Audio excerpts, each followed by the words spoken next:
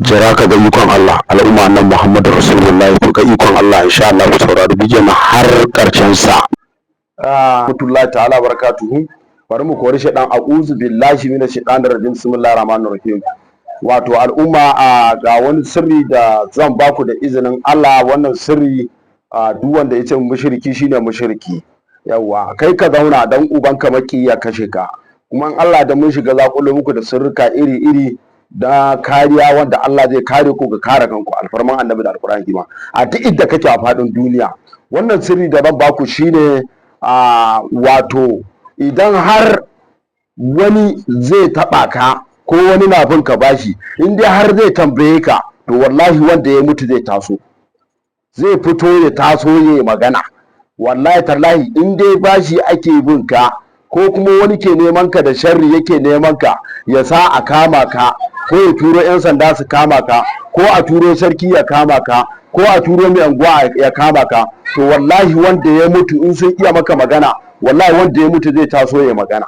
To kawo ko in dai har wanda ya mutu ba zai iya tasowa ya magana ba, to kaga ko wancan bai isa ya zo wurin ka ya tambaye ka wannan abun ya maka magana ba da izinin Allah. Amma wannan sirri da zan baku saboda Allah saboda annabi Muhammadu ku shi yaro, kuma in barawo ya dauka ban bashi ba zai mai aiki ba. Ina ba mutanen kirki ne lakani na don su kare kansu, Allah ya kare su, su kare kansu sakamakon rayuwar da ake ciki na wannan yanayi. Baka damu da mutum ba, ya damu da kai. Kana zaune wani zai yi maka cinne a kama ka, ko kana gida ko kana shago lebura na kai, haka kawai ai ma cinne a zo a kama ka. To in dai na gari ne kai, na baka wannan lakarin. Saboda haka duk wanda ya ce mushriki shine mushriki. Ga taimako nan na baku saboda manzon Allah sallallahu alaihi wasallam. Wato sirrin yadda ake hada shi, ana samun kargo ne. Kun san kargo ai, kowa ya san kargo. To kargo ba a ko ina ake ɗiba shi ba, akwai shi a daji, akwai shi a gurare da gonaki da wani wurare da dama. To kargon da ake ɗiba irin kargon da ya fito a makabarta,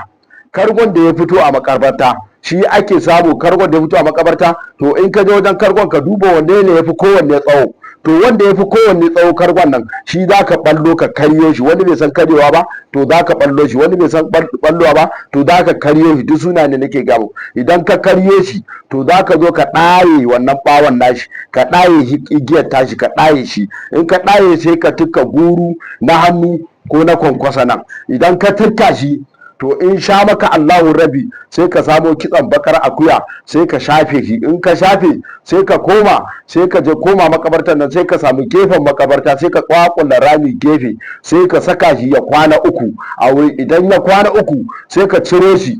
In ka ciro shi sai ka sake shafa mai kitsan bakar akuya nan.